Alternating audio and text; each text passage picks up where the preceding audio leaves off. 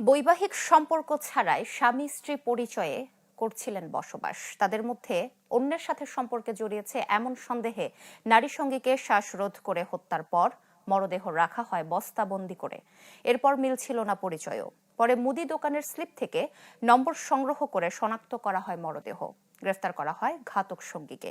চট্টগ্রামের বন্দর থানা এলাকার ক্লুলেস টুম্পা হত্যায় এসব তথ্য জানিয়েছে গোয়েন্দা পুলিশ। যে রশি দিয়ে হত্যা করা হয়েছে সেটি নিজেই দেখিয়ে দিলেন ডিবি সদস্যদের। নিজ মুখে স্বীকারও করে নিলেন হত্যাকাণ্ডের কথা। চট্টগ্রামের কলসি দিঘিপাড় এলাকায় গেল বুধবার উদ্ধার হয় টুম্পা আক্তার নামে এক গার্মেন্টস কর্মীর বস্তাবন্দি মরদেহ। সেই ঘটনায় আটক হয়েছে ইব্রাহিম হাওলাদার। ঘটনার পর নিজ জেলা বাগেরহাটে পালিয়ে যাওয়ার সময় তাকে ঢাকার পোস্তগোলা থেকে শুক্রবার আটক করে গোয়েন্দা পুলিশ। প্রাথমিক জিজ্ঞাসাবাদে ইব্রাহিম জানায় টুম্পা অন্য কারোর সাথে সম্পর্কে জড়িয়েছে। সেই সন্দেহ থেকে ঝগড়ার এক পর্যায়ে গলায় রশি দিয়ে হত্যা করা হয় তাকে।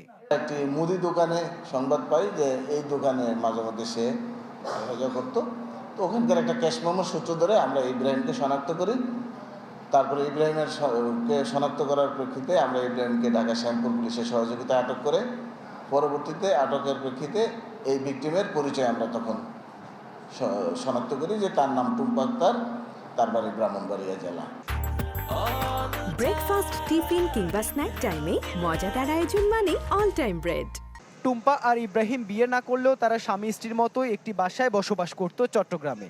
হত্যার পর টুম্পার পরিচয় শনাক্তে যথেষ্ট বেগ পেতে হয় গোয়েন্দাদের। মুদি দোকানের স্লিপ থেকে ইব্রাহিমের নম্বর শনাক্ত করে পরে তাকে আটক করা হয়। ইব্রাহিম এবং টুম্পা আক্তারের মধ্যে পরিচয় হয় ইমোর মাধ্যমে। তারপরে তাদের মধ্যে প্রেমের সম্পর্ক তৈরি হয়। তারপরে তারা চট্টগ্রামে চলে এসে মৌখিকভাবে বিয়ে করে। তাদের মধ্যে কোনো দালিলিক বিয়ে হয় না, তারা একসাথে থাকা শুরু করে।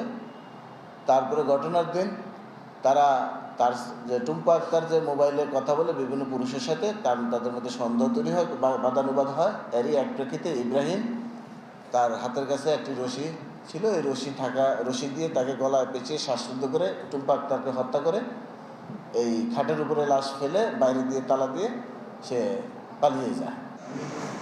নিহত টুম্পার গ্রামের বাড়ি ব্রাহ্মণবাড়িয়ায়। এই ঘটনায় তার বাবা বাদী হয়ে বন্দর থানায় মামলা দায়ের করেন শ্যামপুর থানা পুলিশের সহযোগিতায়। ইবেন মির, চ্যানেল 24, চট্টগ্রাম।